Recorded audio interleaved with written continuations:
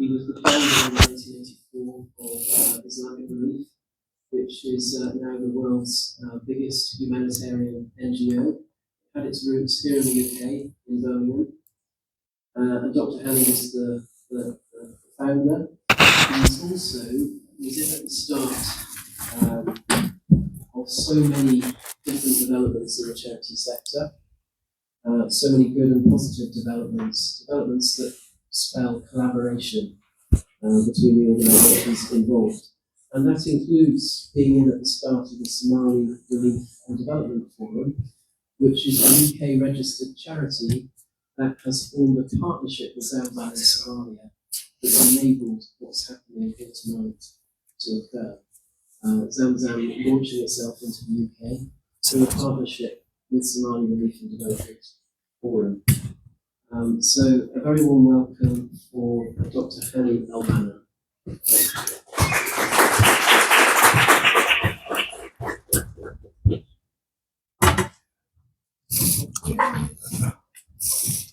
Alhamdulillah. Alhamdulillah. Ya Allah. Let me sit here. Oh, I can sit down next.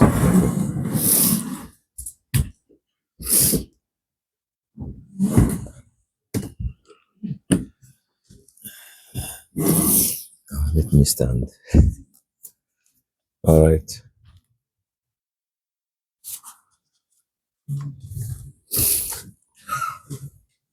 Thank you very much, Mr. Chairman. I'm very happy to be with you today. I've been asked to talk about peace building. Peace building to start with, and to show some of my experience over the last 42, 43 years in the humanitarian, or in my own language, humanitarian. I challenge you, because I need to change the terminology of humanitarian to both my own terminology is humanitarian. Because we have been abusing the word humanity, humanitarian, and very badly. Anyway, if you want to become a peace builder, not anyone can become a peace builder. You have to have a history, you have to have credibility, integrity, your organization, of course, have to have integrity, credibility. Also, who is your board to be trusted? Who is your executive to be trusted? What's your program? What are your values? Neutrality, impartiality, and others. Transparency and others. All this has to be on the table before you talk about peace building processes. There's peace builders, peace negotiator, peace creator, and peace brokers. Which one of them you want to be? It's not, it's a specialism. It's not that somebody can come and say, let us become a peace builder. Why? How? Who? Who are you?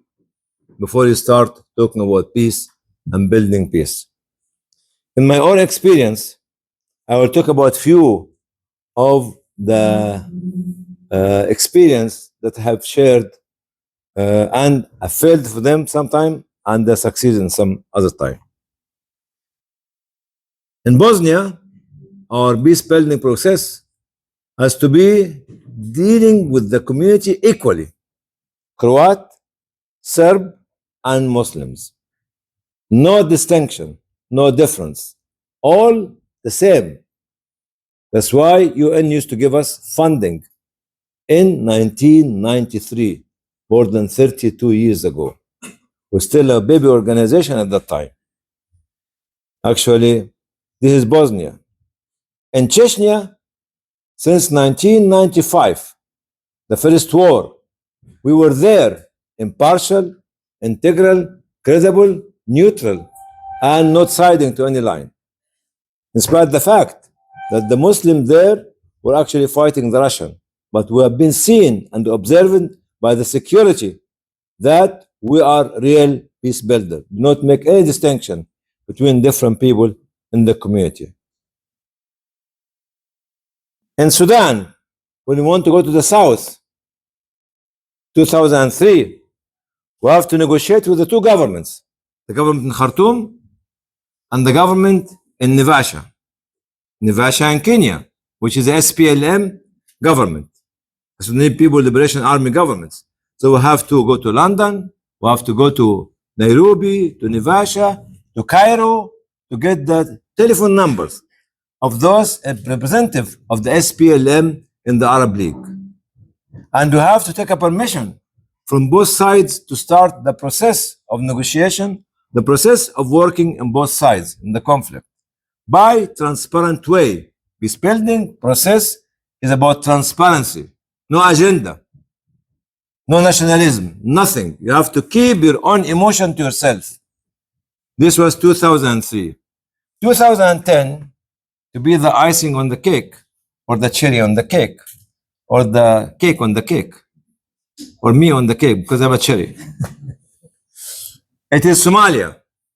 When the Shabab kicked out WFP, at that time, 2010, we said that we can replace WFP and go and get the food of WFP and distribute it inside Somalia.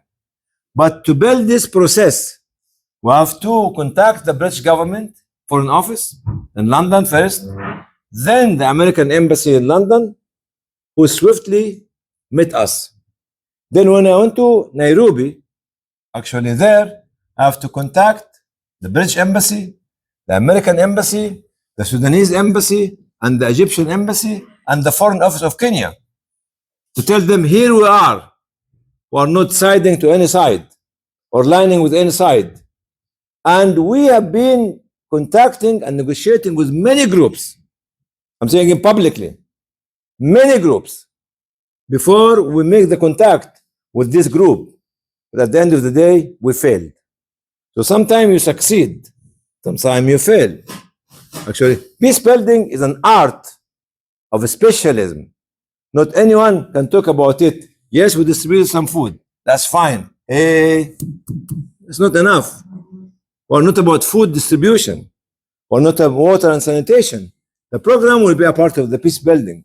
But to build the peace is a process of negotiation, is a process of communication, is a process of working with everybody in a very transparent way. If we don't know how to work transparently, with neutrality and impartiality, we cannot build peace. Because people will know us. In Chechnya, we have been observed by 7 security departments.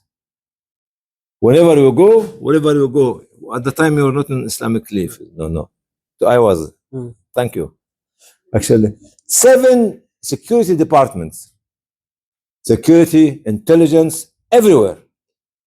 Even they were weighing the boxes of the food bags. Said no, and our representative in Chechnya and Kabardine-Balkaria, quite often he has been called to spend a night or two in a very nice cell in 5-7-star prison there, just to carry on the negotiation, carry on the process of completing this process. That's why I just complete my intervention, isn't right?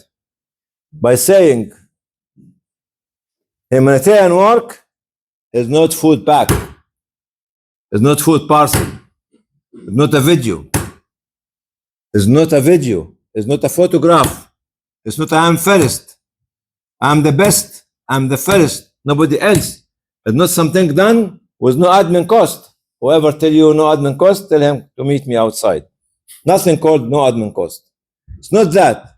All these are childish thinking of humanitarian work, because humanitarian work is rising.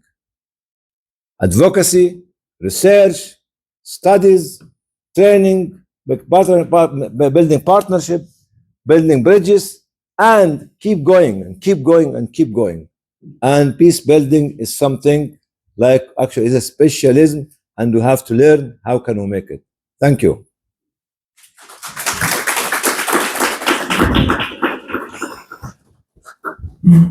Thank you very much, Doc. I'm going to pause at this point because I'm very pleased to say that we have been joined by His Excellency, the Acting Ambassador for the Federal Republic of Somalia in London, and that is His Excellency Dayib Sheikh Ahmed. Welcome, sir, and it's really good to have you along. We are hearing from 4 speakers talking about the subject of resilience, so important for all Somalis, and Dr. Hani was our first. I'm now going to introduce our second, Abdurrahman Sharif. So also one of the founders of the Somali Relief and Development Forum, a massively experienced and very passionate humanitarian. Somali British or British Somali, I'm not sure which way round you put it. He's been in both places and done so much good work. He's now the Senior Humanitarian Director at Save the Children International Relief around the world.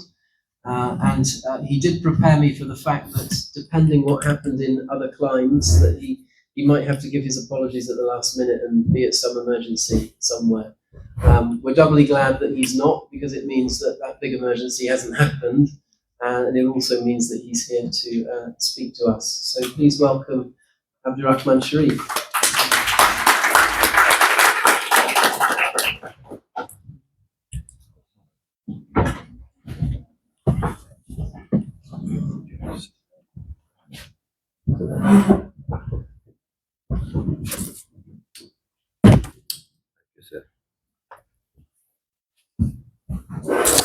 Assalamu alaikum, everyone.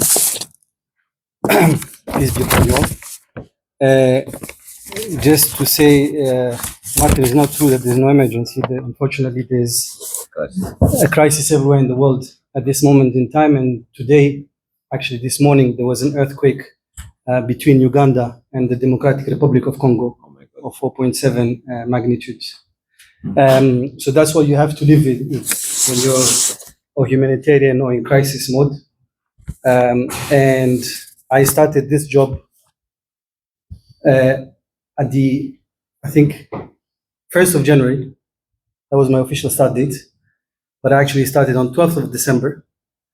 And since then, we've had to support the ceasefire in Gaza and the entry of humanitarian trucks, the liberation of Damascus, and some recent events that you have all heard around the news that I don't need to talk about. But of course, I know many of you in the room, and it's a great pleasure to see you all. And I know Martin very well as well, and Dr. Hani, who is a mentor, chairman of the previous organization I used to work for, the Muslim Charities Forum. And then and also, yes, others with Jahangir, who is also in the front seat today, and is a former CEO, director of Islamic Relief UK and Muslim Aid, amongst many other things that he's done in his career. But Martin has asked me today to talk about youth and building the resilience of youth in Somalia. I'm not an expert of youth, but I do work for one of the largest independent child rights organizations. And for those who don't know about Save the Children, it was established in 1919 by a lady called Eglantine Jebb, just after the First World War. And she was very upset with what was happening with children in the territories that were affected after the First World War, and she was distributing leaflets in Trafalgar Square. She got arrested by the police for distributing leaflets. And when she went in front of court, in front of the judge, to plead for her case, the judge was her first donor, sponsor, right? So it just tells you that in this world, you can also win and change people's mentality and win over them. And that's what solidarity brings in. But to talk and to bring back, the issue of youth in Somalia, I wanted to share with you a bit of statistics. First of all, Somalia is one of the youngest countries in the world, with close to 70% of its population under the age of 30. Young people represent the majority in Somali society, but poverty, conflict, socioeconomic, and political exclusion have left them with psychological wounds and multiple roadblocks to adulthood. The data that's there suggests that the country has one of the highest rates of youth unemployment in the world, and windows of opportunity to engage politically, economically, and socially remain weak. The exclusion has frustrated and demoralized many young Somalis, leading many to embark on an often dangerous journey across borders in search of better lives. Those who stay behind are often vulnerable to crime, drugs, radicalization, and armed groups. Some more data in 2021, the International Organization for Migration said that 33% of migrants that were registered in the flow of monitoring points in Somalia, 33% were people. Sorry, do you want my microphone closer? Is it? Oh, in the middle. Okay.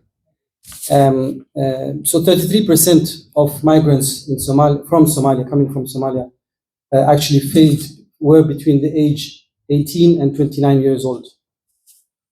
And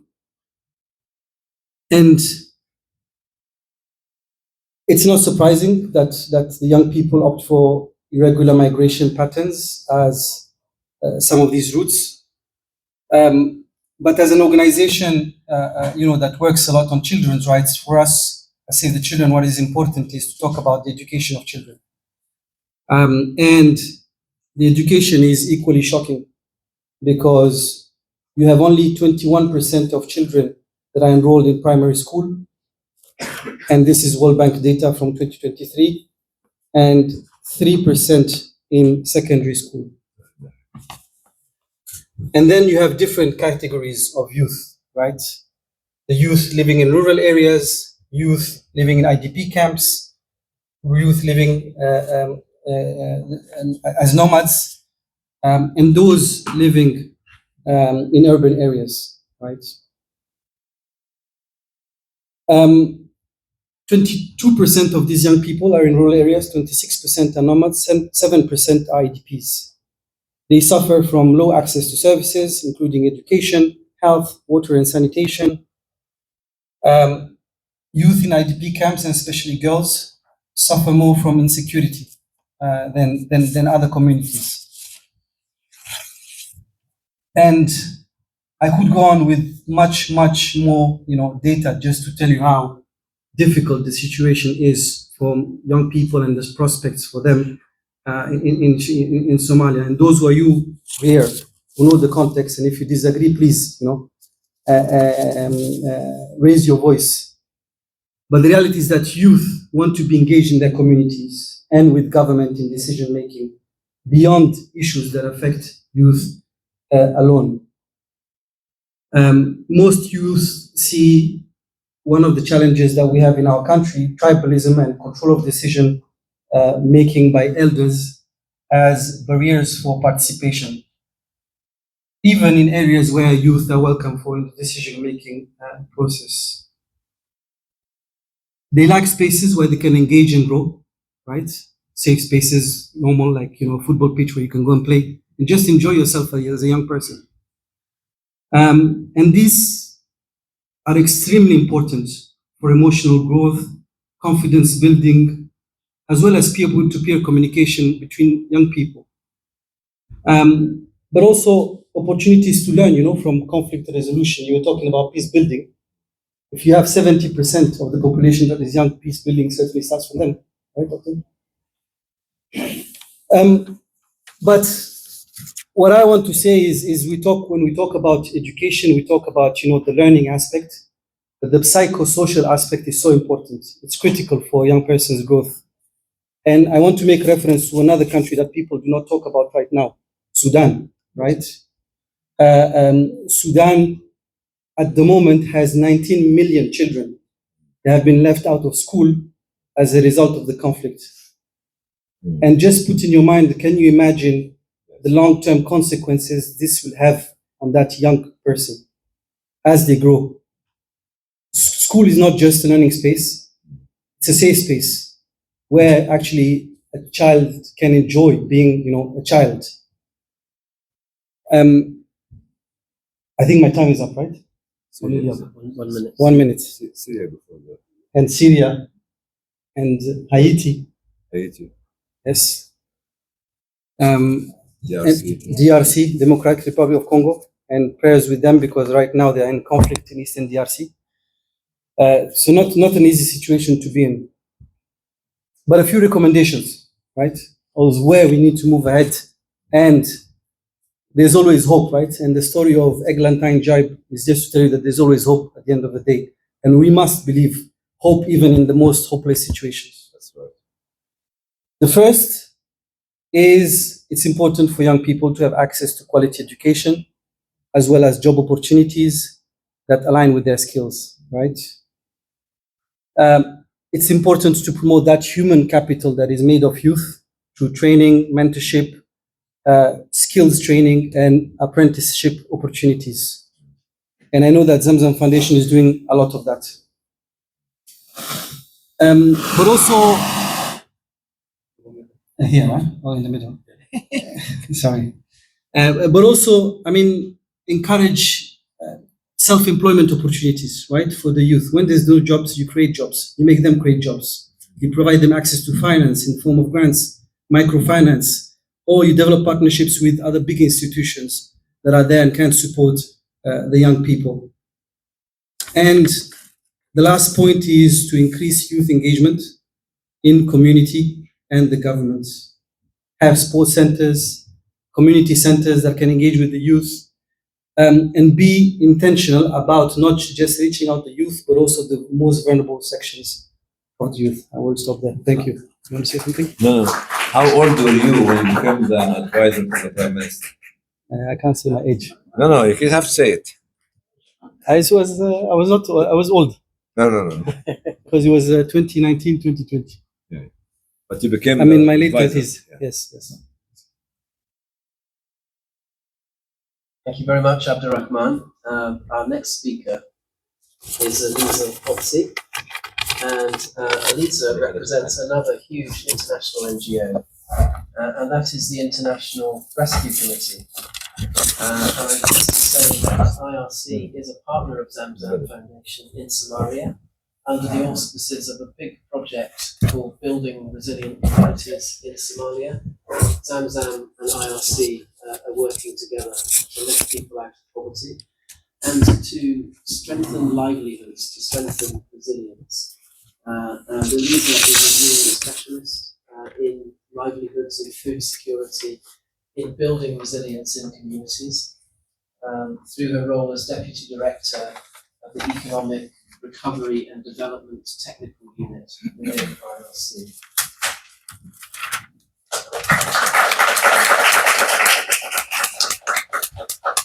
Thank you, Martin. Thank you, colleagues. I am very happy to be here today. Very nice to meet you. My name is Eliza Potsi. I work for the ISC, which is the International Rescue Committee. We also have a long history, not 1919. I was a former slave myself, but 1933. So also quite ancient organization, established to support refugees upon initiative and about one of the refugees that are very well known globally, Albert Einstein. Since 1933, the ISC has grown globally. We have a presence in almost 40 countries, and we work on international as well as domestic programs across multiple outcomes. So while I support economic well-being, we also work on health, we work on education, we work on governance, which has been mentioned as one of the areas, of course, which we all need to enable the achievement of multiple outcomes, and we work on protection. Within our work, of course, climate resilience is one of the areas of focus. And Martin has been asking me today to speak to one of the projects that we implement together with ZAMZAM in Somalia. The program is called Oasis. It's been implemented for multiple partners. And at the ISC, we partner first and we partner as equal. And we were very, very pleased to partner with ZAMZAM, with whom we established a very fruitful collaboration. So the work that we do is, based on evidence-based programming on resilience. When you work on, the agricultural and agro-pastoralist communities, so we do work to support a number of interventions, and those look, of course, at strengthening trainings for climate-smart agriculture. Those work on ensuring that natural resources are maintained so that agricultural livelihoods can be promoted, and we work to as well ensure that the farming communities in Beledweyne, they can be supported through agricultural extension, as that is, of course, important to develop sustainable livelihoods. But what I would like to focus us on is one element of our partnerships that goes beyond the more tangible elements of trainings and inputs, because partnerships, we said it before, they really are about building relationships and working together as equals. And I've been asking my colleagues on the ground, because I haven't implemented this program myself. And I've asked them, upon Martin's suggestion, for us to speak about what worked well in working together. I'm not sure if that is projecting, but you can see some pictures from the projects, so I don't need to speak to them. As I said before, we supported 5,000 beneficiaries in Beledweyne. Thanks to ZAMZAM, we also have been able not only to deliver on one of our ambitions, which is to partner, as equals with local organizations, so that we have a good understanding of the context on the ground, of the needs that are rooted on the, on the understanding of the communities, and that can be swiftly adapted as those needs change. But we also have had the opportunity to achieve on our ambition to achieve impact at scale. Because through local partnerships with ZAMZAM, we have been able to extend our footprint as well. So mutually growing our work and working together, not only in the Oasis project, but on other projects as well. And most recently, in response to the floods, which have affected the country in multiple areas, thanks to our collaboration with you guys. So just a few highlights of how this has worked. There's a number of areas that my colleagues suggested for me to emphasize. Primarily this of impact at scale, because it's something that as big humanitarian actors, we're always compelled to do. But good collaboration is not just at those higher levels. Frontline staff is the one, really responsible to implement quality interventions on the ground, the one next to the communities where we deliver our projects. And the program teams of the ISC and ZAMZAM frontline workers have enjoyed successfully their collaboration, and they have been able to share capacities so that they could be mutually growing in their knowledge and understanding. And this has extended to not only implementing projects on the ground, but also contextualizing tools, making sure that they were adapted to the local needs and to the needs of the communities that we serve.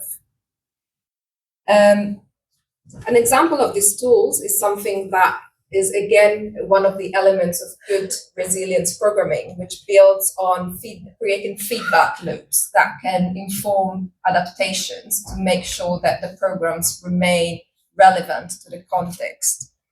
And this is just one of the examples of the tools that together we have, adapted to make sure that we could stay close and together in our work in Somalia. Another element which has been very successful in our collaboration is linked to ZAMZAM communication team, which has really been helpful in showcasing the project activities. Of course, we do a lot of great work, but if this is not communicated and has no visibility, we miss an opportunity to have greater impact and achieve more people. So really having this amplifier of our impact on the ground has been extremely helpful and helped us to speak with a stronger voice, also during important fora, such as cluster meetings, or also to strengthen our influence and advocacy across other forums. The process has not always been smooth or perfect, of course, and that is, something to be expected because we grow together. Again, a lot of relationship building needs to be invested here. But one of the areas that we have identified going forward to continue to grow together as partners is, of course, linked to going beyond projects, project funding and project implementation, but also increasingly, work on joint advocacy and leveraging relationships with the government and other local actors. It's not just about projects; it's really about changing those systems and being able to influence those spaces, which is relevant, and we want to do increasingly more. This is done through communication, but also through information sharing. And especially on information sharing, I want to ensure that, again, the frontline staff is kept at the very center of what we do, because they're the ones that know the reality on the ground, and they are the ones that can voice the needs of our clients or beneficiaries. We call them clients at the ISC. And really make sure that they are heard.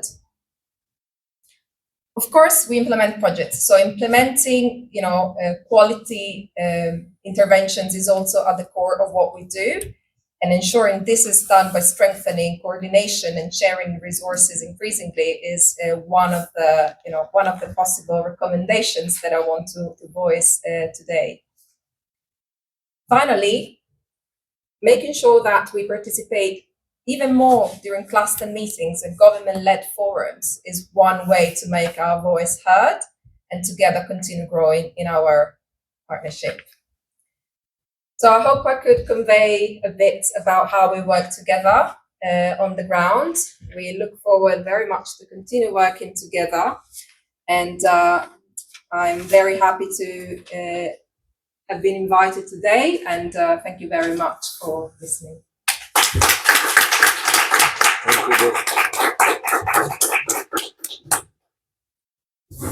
Thank you very much, Eliza.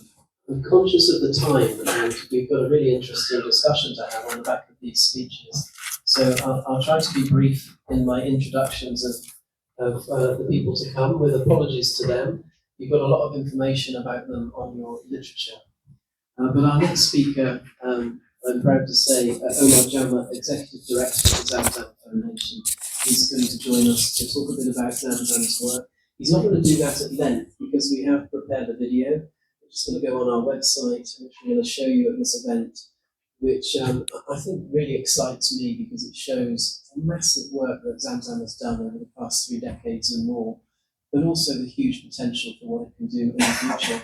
So we're going to watch the video first, and then Omar is going to say a few brief words about the work that the organisation leads in Somalia, and that is now putting down roots in the UK at ZAMZAM Foundation UK.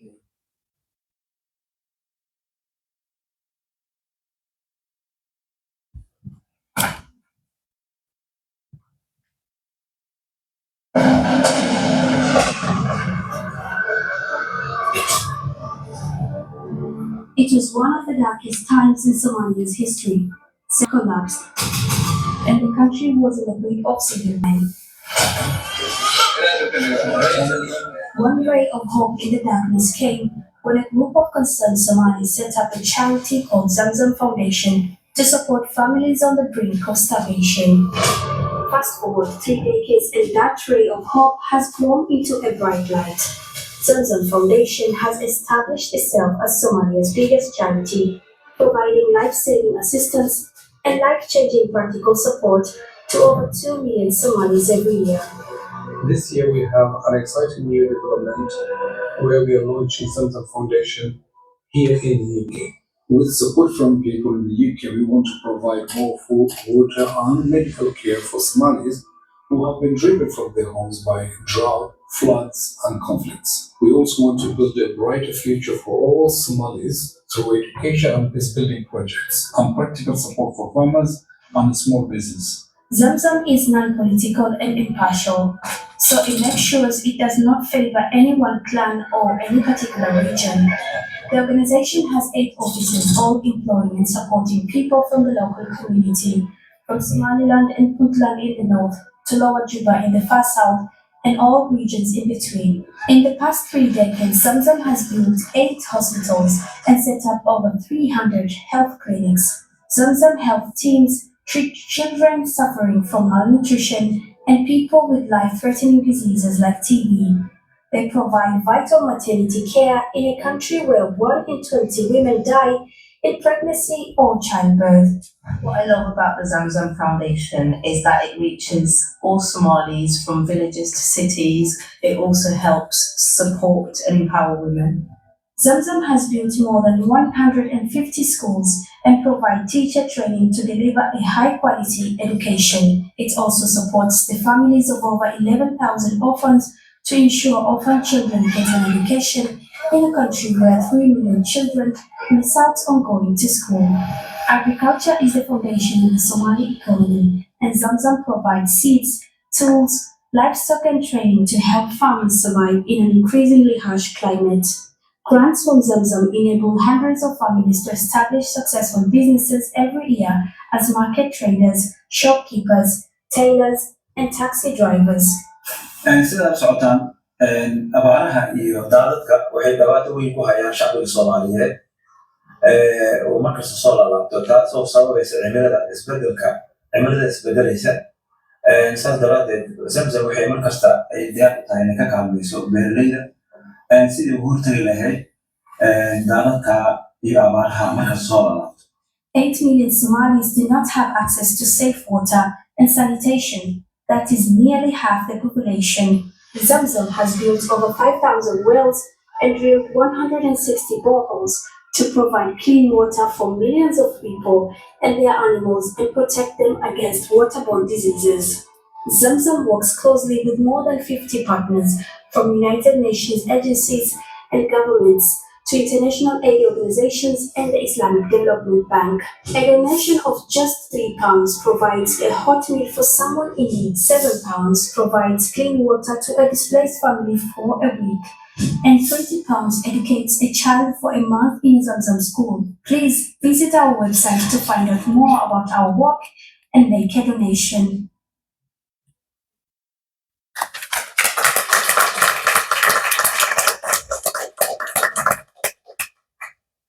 Thank you. Please welcome Omar Jama.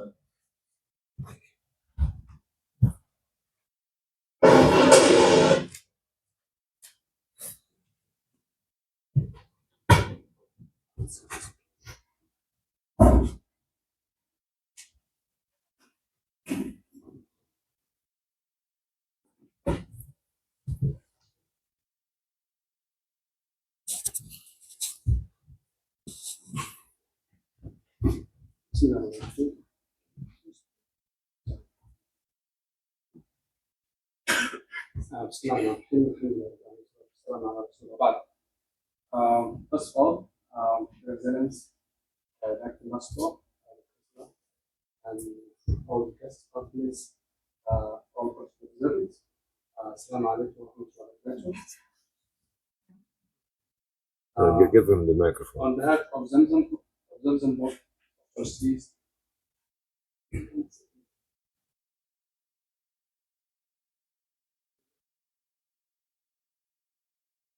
On behalf of ZAMZAM Board of Trustees, staff, volunteers, and ZAMZAM all stakeholders here in the UK and across the world.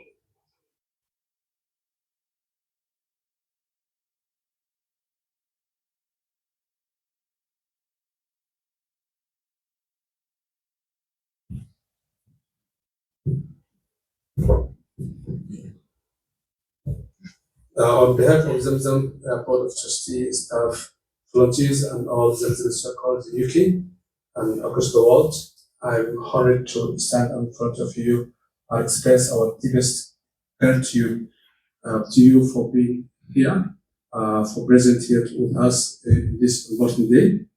I wish to take this opportunity to thank you all.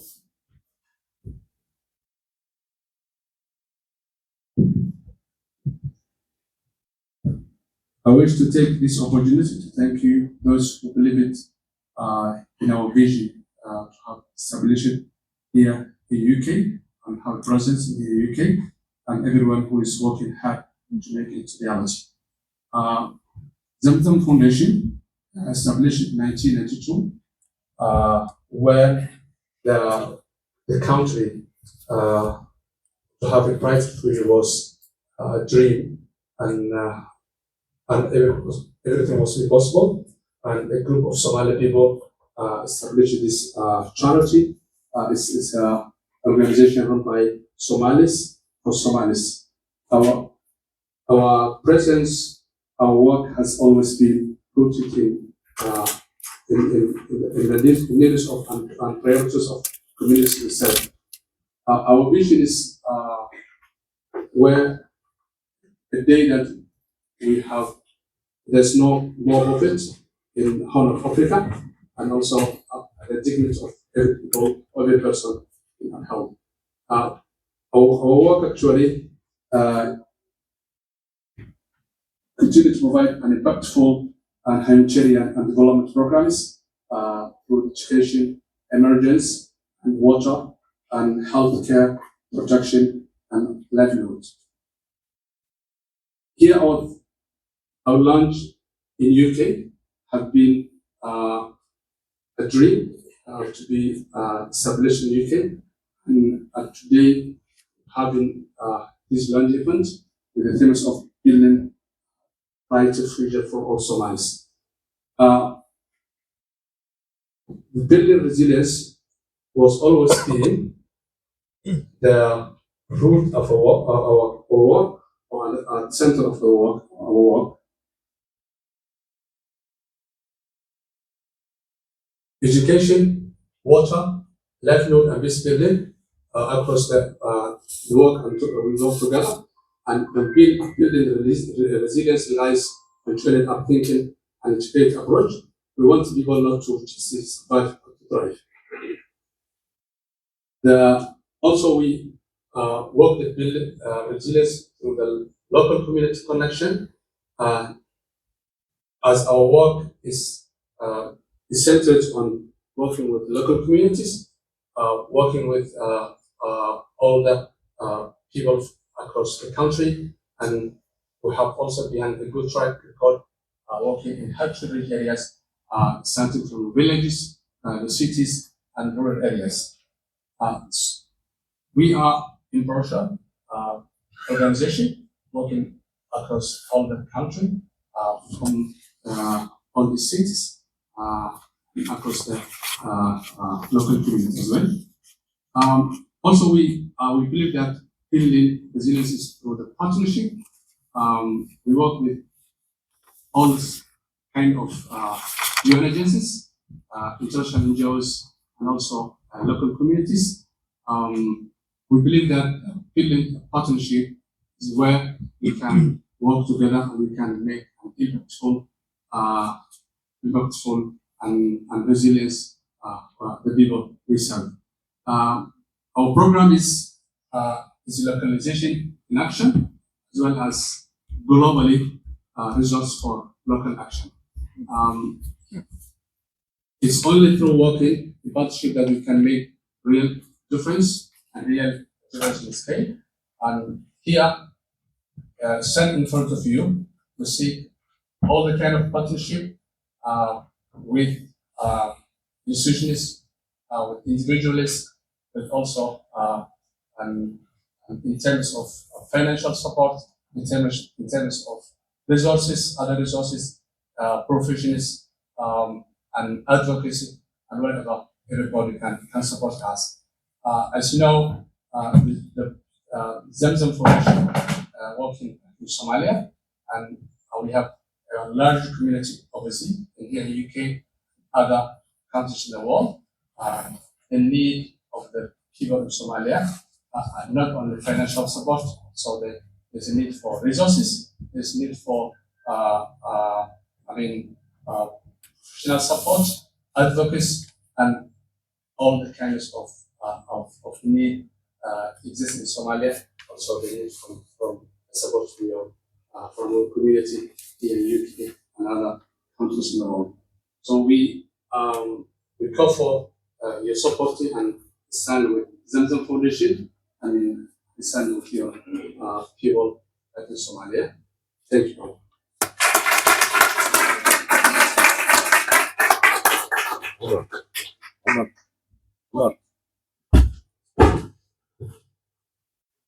Thank you very much, Omar. I'm going to step aside at this point, and I'm going to welcome two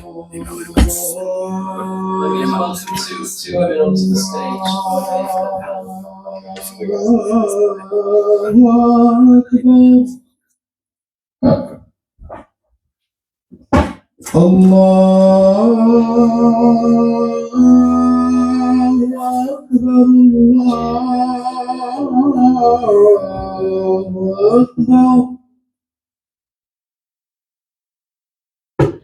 أشهد أن لا إله إلا الله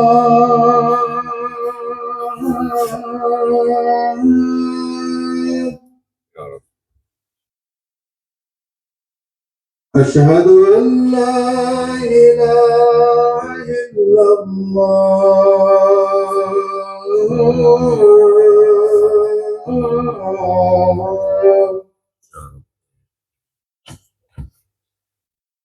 أشهد أن محمدا رسول الله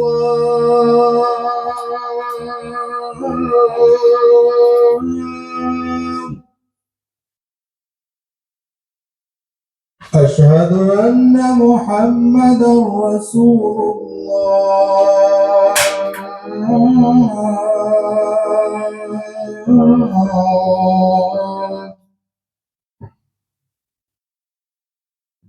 حي على الصلاة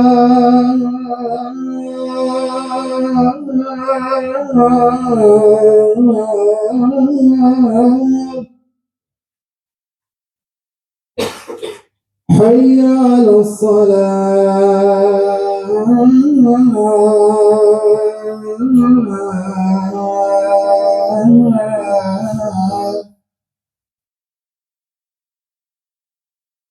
حي على الفلاح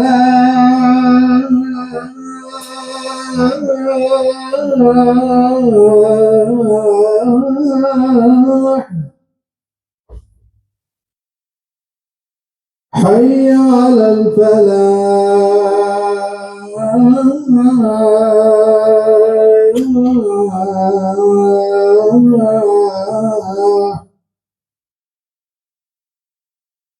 الله أكبر الله أكبر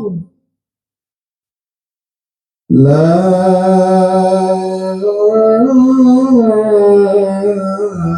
إله إلا الله.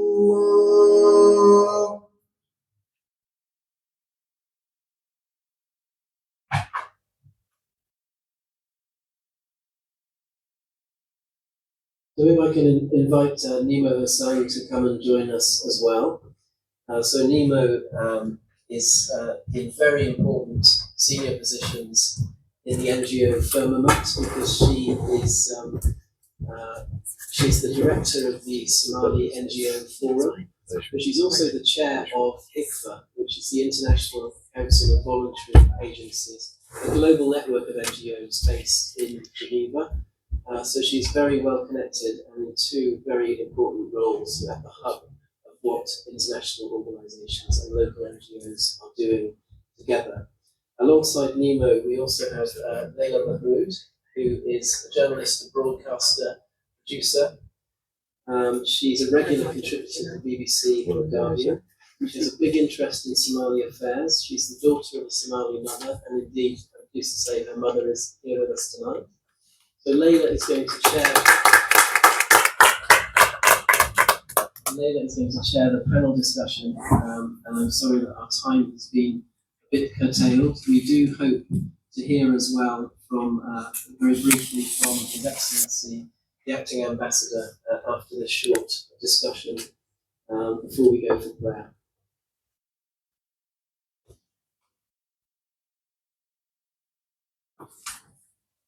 Yeah, it's really great to be here. Just even speaking to so many people before everyone sat down here, there's so many interesting individuals just doing great things for Somalia, and we're all here because we care so much. So yeah, I'm just such an honor and privilege to be with such amazing guests and speakers. It was very inspiring listening to you speak. Really interested to hear you speak with you. You get a chance. So yeah, we're really stretched for time, so I'm going to try and get in as much as possible. But just to start this off with, I have a question for Nemo and Elisa. It's about climate change. Climate change is one of the biggest challenges affecting Somalia, as we're all very well aware, with an estimated 73,000 Somali lives lost as a result of the drought between 2020 and 2023. Despite the nation contributing less than 0.08% of global emissions. So what hope do you see for Somalis in the new climate finance deal announced at COP at the end of last year? And how can the international community do more to support Somalia in responding to the climate emergency? Great, thank you very much. Assalamu alaikum wa rahmatullahi wa barakatuh. Maybe just quickly, just to say the Somali NGO Consortium, a little bit about Somali NGO Consortium. Abdurrahman was my predecessor before me, then Nasra. I've been with the Somali NGO Consortium for about 5 years, almost 5 years actually. And we're, all of these organizations present here today are our members actually. So it's good to see our members doing great, but also we're very focused on localization. So seeing ZAMZAM Foundation having a foot in the UK is an excellent achievement. So maybe we need a round of applause for that. It's a great step forward. And I was a late addition because I came for other meetings and luckily it happened to be here. So I arrived yesterday. So I'm a little bit tired. So excuse me if I do stutter a bit. So the climate question, interesting one. The recent financial deal that was announced in COP29 gives a glimmer of hope to communities like those we serve in Somalia, especially given the devastating impact climate change has had on the country. The deal emphasizes the importance of integrating climate action into sustainable development goals. The financial resources allocated can help strengthen resilience against climate-related disaster, improve water management, a lot of the work that ZAMZAM Foundation and their partners are doing, especially when we have a country and community that are reliant on agriculture and pastoralism. Frankly, hope is there. The communities need more than hope. They need efficacy on many of the finance instruments agreed on at COP, including the new collective quantified goals, will or should be measured by the ease of accessibility to communities in need and how timely they are. Lead time between application and disbursement. These funds are received to be able to mitigate and respond to climate shocks. And there is still a lot of bureaucracy. I could speak loud.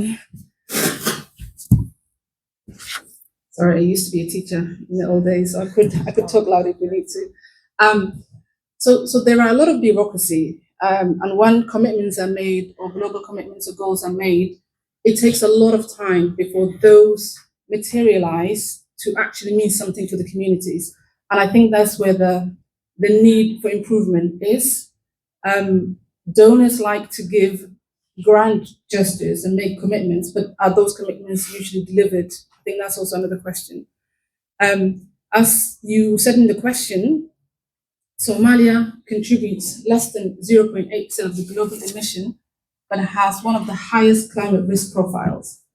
And it would be good if the high carbon emission countries actually supported the low emission countries to not only address the current shocks that people are dealing with. Somalia is between droughts, the longest drought, 2022-2023 in history, and then immediately followed by floods, is a testament to how vulnerable Somali and Somali communities are to these climate shocks. So we need more action, we need fast action, we need to support those communities who are resilient to be able to not only address the shock that is they're dealing with at the moment, but also to future-proof the community's resistance to future shocks as well. Yeah, thank you. So I'll be brief because I know we're running out of time, but just higher prioritization of further context, but still the systems in place to make sure that the multiple crises are dealt with in a systematic way. They're broken. They still don't work and fail to work. So that is one of the challenges which perpetuates the cycle of vulnerability, leaving conflict-affected communities without adequate resources to adapt to climate shocks and build resilience. Also, climate finance continues to prioritize large-scale mitigation projects, such as energy infrastructure type of projects, and they underfund adaptation efforts that instead address the immediate needs in fragile settings. These type of financing approaches also focus very much at the national government's level and often exclude local actors who sometimes are better positioned to deliver services to marginalized populations. That is a missed opportunity, of course, to ensure that we can build climate resilience. I know there's many questions, so I'm gonna leave you the floor. It's actually not working anymore. We're sharing one microphone at the moment. Yeah, thank you so much for that. That was really insightful. So yeah, because we're quite stretched for time, I'm gonna dive into the next section, which is about livelihoods, which is obviously very connected to climate change, resilience. This is for Eliza and Abdurrahman. Resilience is about being able to survive not only literally, but also economically when conflict or climate change occurs in a context of extreme poverty all around. So what's the right balance between investing? Heavy question, but maybe to pick up on some of the things that Nemo said, and it's an honor to be sitting next to her as well. But for those of you who don't know, it's not mentioned in her biography maybe, but she also sits in the ISC principles. So this is the big body that has the director of WFP, director of UNICEF, director of all the big UN agencies, and she's there, and I think she must be the first Somali who is sitting there at the table. So it's someone very good. But just to say on livelihoods, the problem we have in Somalia is this thing of drought and floods happening every year, right? And the problem is, in terms of agriculture, is big agricultural potential from the riverine regions of Somalia, right? The Jubala and Shabelle rivers. And what you see is the floods that are generated every year or every 2 years is because of a lack of infrastructure.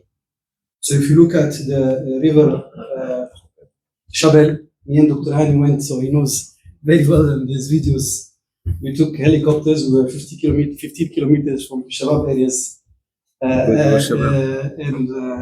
yes, it was a nice experience. But what you have is actually during 30, 40, 50 years ago, there was a system of 10 barrages that were built around the Shabelle River, right? And every time there is heavy water, these barrages open up. Water management and river management body in building that infrastructure, you wouldn't have to spend as much money in providing humanitarian response, right? And in the language, you call it anti-action, but this is where the investment is needed, right? And Allahu Akbar, Allahu Akbar, Ashhadu an la ilaha illallah, Ashhadu anna Muhammadan Rasulullah. حي على الصلاة حي على الفلاح قد قامت الصلاة قد قامت الصلاة الله أكبر الله أكبر لا إله 90%, don't quote me on all of these things, but speak the same language, have the same religion, yet in terms of clan and cultural practices are very different. So I think assuming that Somalis are homogeneous, I think that would be one mistake to make. So it has to be context-specific programming. It also has to be us understanding what it is that we need to achieve. It's not about giving the food, it's not about giving the package, but ensuring that that food does not cause more conflict to the communities that you try and support, because these resources and a lot of the fights that the various different clans have in Somalia are usually over grazing, water, pasture land. So it's really important for us to do this cultural sensitivity and conflict sensitivity. And then having that integrated approach, you're absolutely right. The peace part of the pillar is very difficult to find funding for, but it's the key as well, having peace and governance. So sometimes I think the way we deliver the approach, it's what is essential to be the most successful, and having that integrated approach. So we might find more funding for humanitarian response, we might find it more the development in the long term, and using those resources to ensure that we're building into our system the peace building processes, ensuring the governance, making sure that we are consulting with the various different communities in that context. So I think that's definitely the key. So being conscious of what we're delivering and how we deliver, especially in this world we live in now, these very difficult times where funding has been declining and could even be more declining as we go forward. I don't want to take too much time. I know we're very limited, but thank you very much for having me here, and I'm so happy to be part of this process.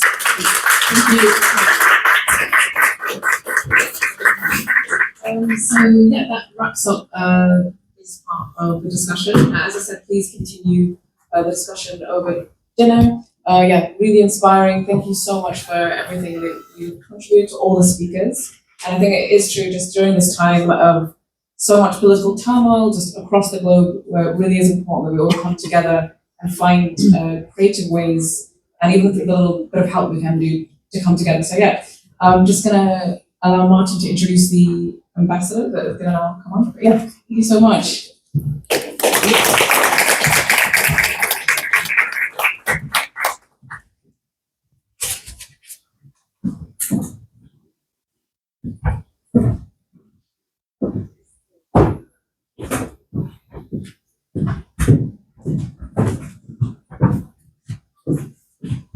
There are honestly so many people to thank for the journey that we've been on as ZAMZAM, and so many people to thank tonight.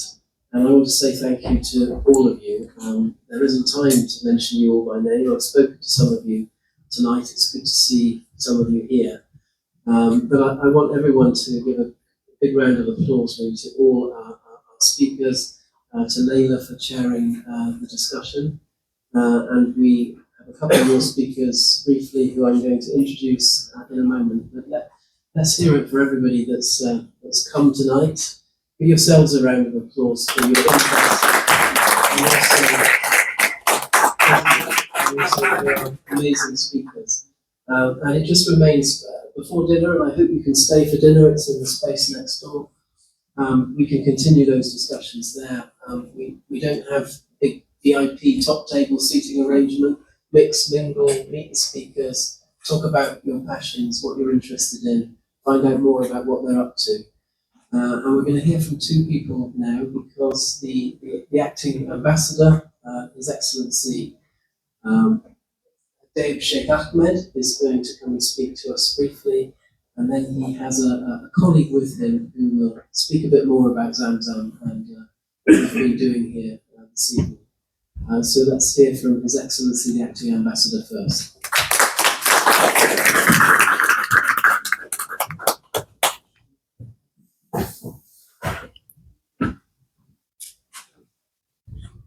Bismillahirrahmanirrahim.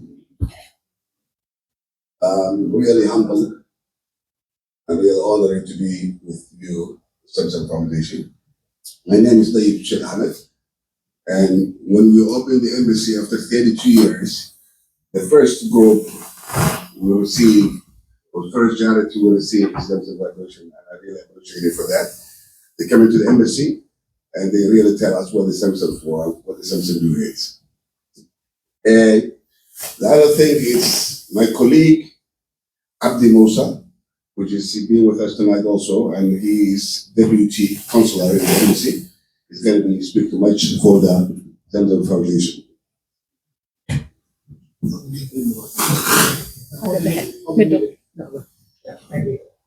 And I'm really, really, really humbled to be with you tonight.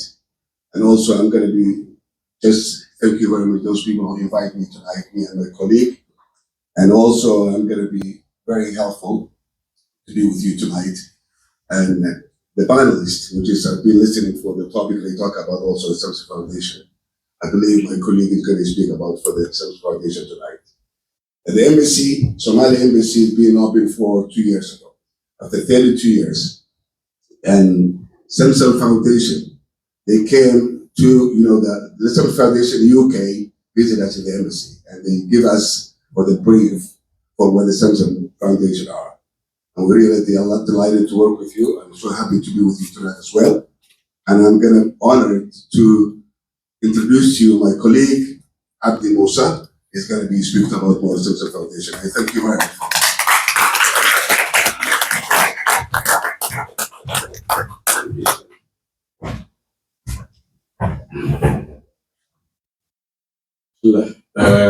Thank you very much, Your Excellency. All protocols observed. Diplomats do have a lot of protocols to adhere to. So, and forgive me, I have not prepared a statement for the event tonight. Thank you so much. I'm going to read it out. Distinguished Justice, Your Excellency, distinguished Justice, ladies and gentlemen, and the team behind this wonderful foundation, ZAMZAM Foundation. It is an honor to stand before you today as we celebrate the launch of an initiative that holds great promise for Somalia and beyond. In times of crisis, humanitarian aid has always been a lifeline. But we must now ask ourselves, how do we make that aid more sustainable? Which was a question that the panelists were talking about. How do we make our aid more sustainable? How do we ensure today's assistance does not become tomorrow's dependence? The answer lies in a new approach I'm suggesting tonight to ZAMZAM and to all NGOs working in Somalia. Linking humanitarian response with an environmental solution is key. Somalia, like many nations, is facing conflict, displacement.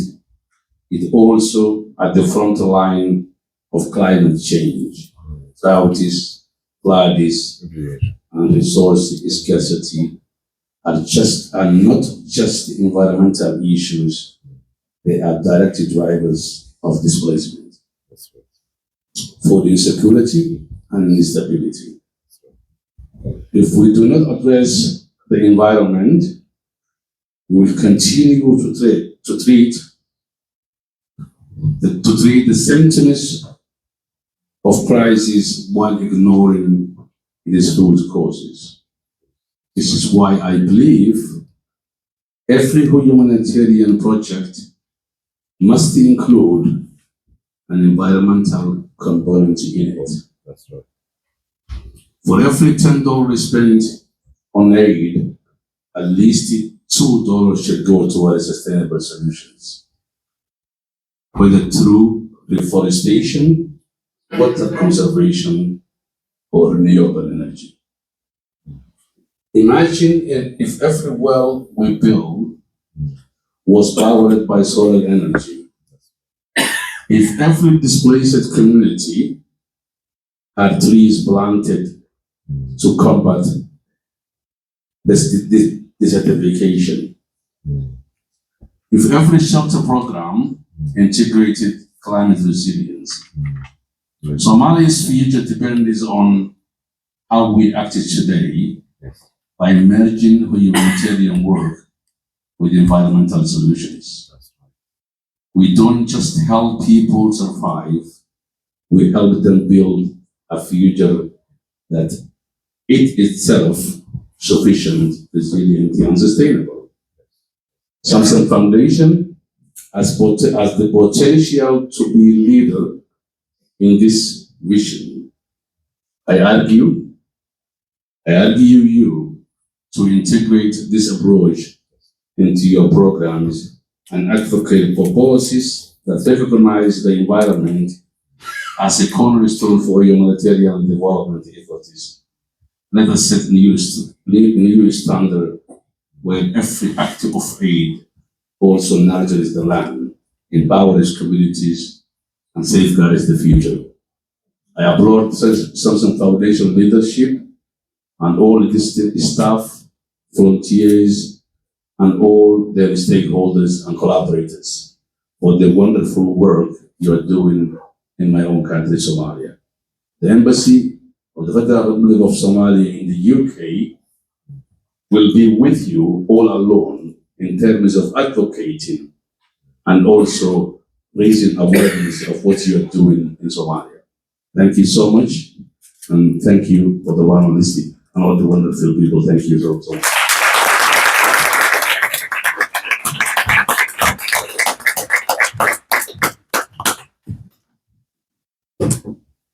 It remains for me to say, finally, thank you again. We are at the beginning of a journey. It's an exciting journey. We have a brand new website. We're on 4 social media platforms in the UK. Follow us there. Scan the QR code on the booklet that was on your seats. If you want to visit the website, that will take you there.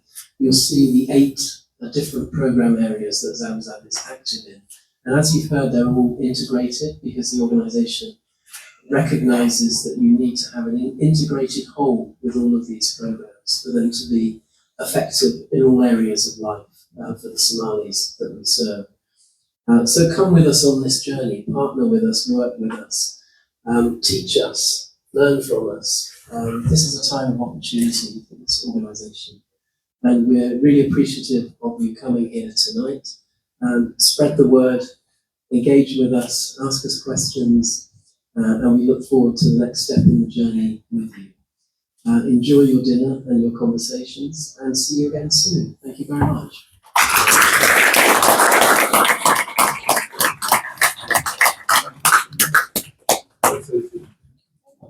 Nice meeting you. Okay, all the best. Yeah. You too? Yes.